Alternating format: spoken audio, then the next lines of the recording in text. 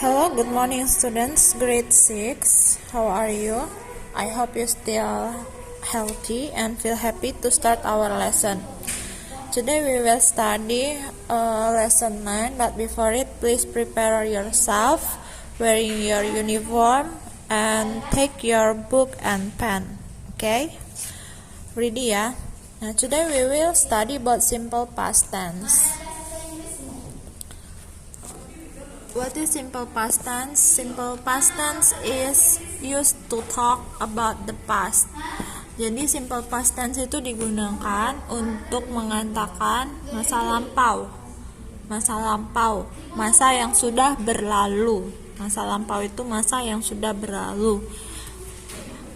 The characteristic of past tense, ciri-ciri dari past tense, waktunya, time, bisa kita lihat dari waktunya ya, time.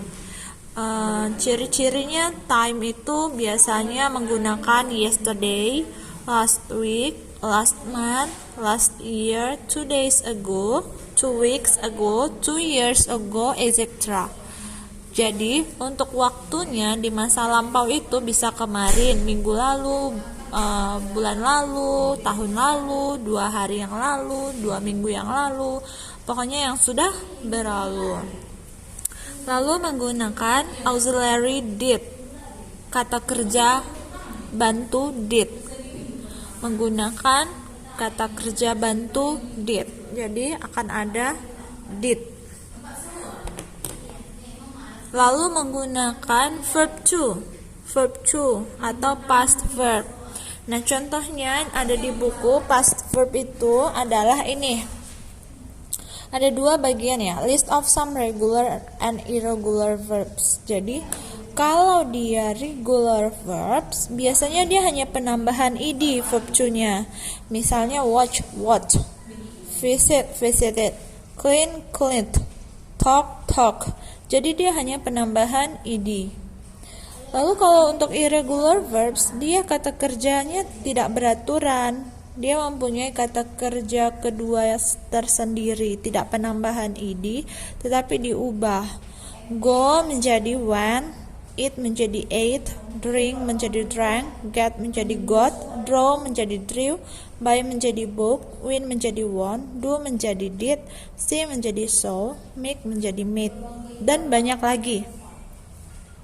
Contohnya jika anak-anak sekalian ada kamus, biasanya di tengahnya kamus itu ada regular dan irregular verbs.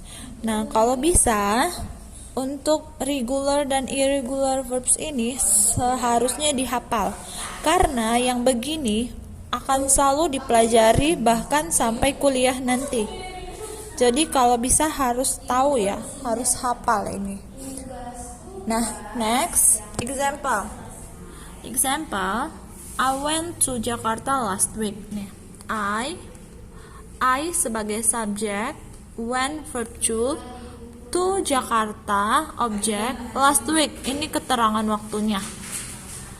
Lalu I did not go to Jakarta last week. Lalu did I go to Jakarta last week? Nah, kenapa ini menggunakan did? Terus ini kenapa go? Kenapa ini menjadi go bukan verb to? Nah, kita lanjutkan ya penjelasannya. Untuk patterns-nya, rumusnya beginilah dia. Untuk kalimat positif selalu menggunakan subjek dulu, lalu menggunakan verb to, lalu objek. I look beautiful flowers yesterday. Ketika dia adalah kalimat positif, when this one is a positive sentence, using verb to, menggunakan verb kedua. Ketika kita bertemu kalimat positive sentence, maka menggunakan verb to. Verb to yang seperti tadi ya, yang irregular dan regular verbs itu. Nah, bagi yang negative sentence, kita menggunakan did not. Disinilah fungsi auxiliary did itu digunakan. Jadi fungsi auxiliary did digunakan untuk negatif dan interrogative sentence. Negatif dan interrogative sentence ya.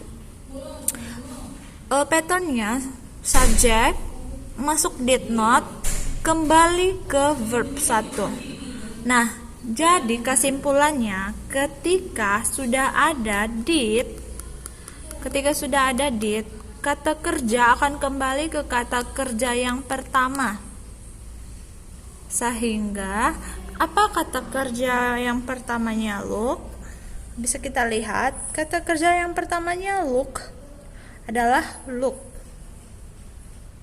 Maka ketika sudah ada did harus kembali ke kata kerja pertama. Kenapa ini ada not? Karena ini negatif. Negatif sentence harus ada not-nya ya. Ciri-ciri kalimat negatif adalah menggunakan kata not. Gitu. Nah, untuk selanjutnya interrogative. Patterns-nya untuk interrogative, auxiliary akan selalu di depan. Baik itu tenses present, perfect, future, semua itu patterns-nya untuk kalimat interrogatif, maka auxiliary yang di depan. Auxiliary subject.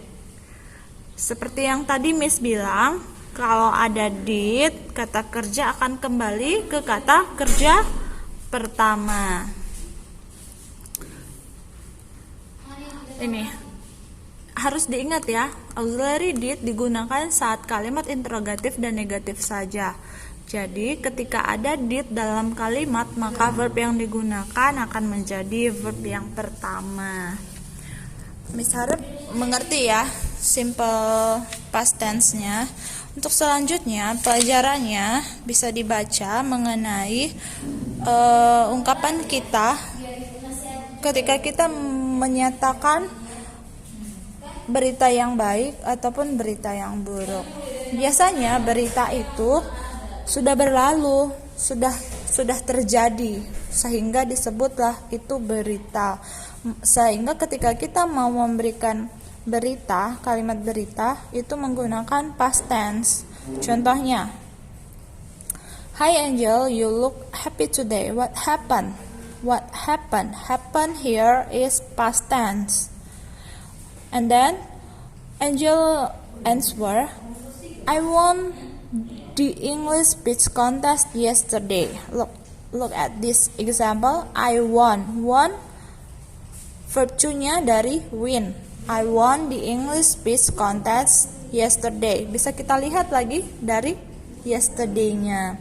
Yesterday. Berarti ciri-ciri kalimat past tense ada verb to, lalu keterangan waktunya, time-nya yesterday.